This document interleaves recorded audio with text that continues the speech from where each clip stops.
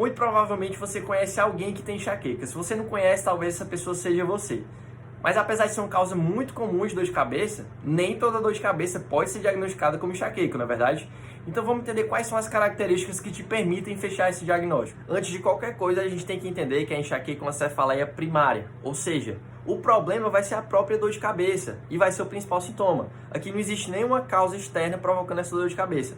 Diferentemente de uma cefaleia secundária, em que a dor de cabeça vai ser uma manifestação secundária de uma condição subjacente, como uma meningite, um tumor, dengue, enfim, cada uma dessas causas vai exigir uma investigação maior e cada uma vai ter seu manejo próprio. Entendido isso, agora que você sabe que é uma cefaleia primária, ou seja, não existe nenhuma causa externa provocando dor de cabeça naquela pessoa, vamos ver se ela atende aos próximos critérios, certo?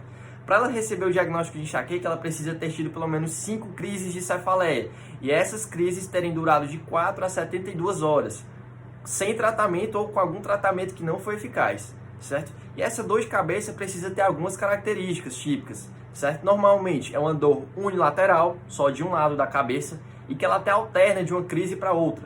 Uma crise é do lado esquerdo, a outra do lado direito, depois volta para o lado esquerdo, beleza?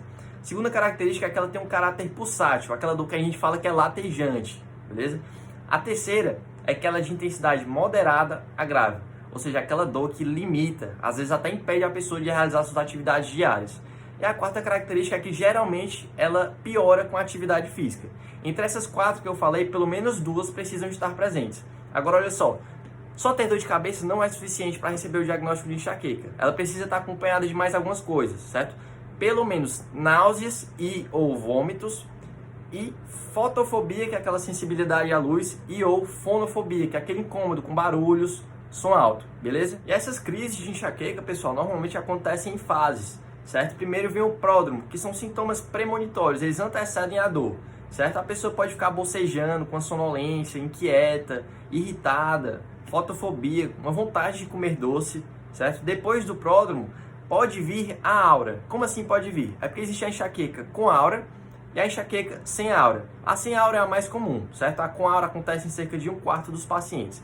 Essa aura vão ser alterações, sintomas neurológicos, certo? Por exemplo, mais comum é a aura visual. A pessoa fica enxergando pontos pretos no campo visual dela, que são os escotomas, ou pontos luminosos, flashes luminosos, que são as cintilações.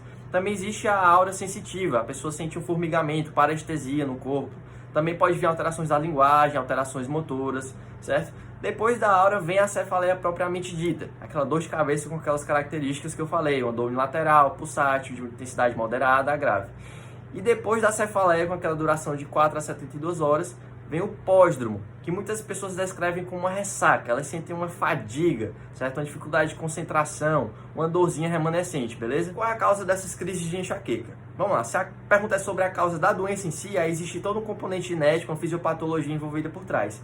Mas se a pergunta é sobre os fatores precipitantes de uma crise de enxaqueca, aí existem vários possíveis gatilhos, beleza?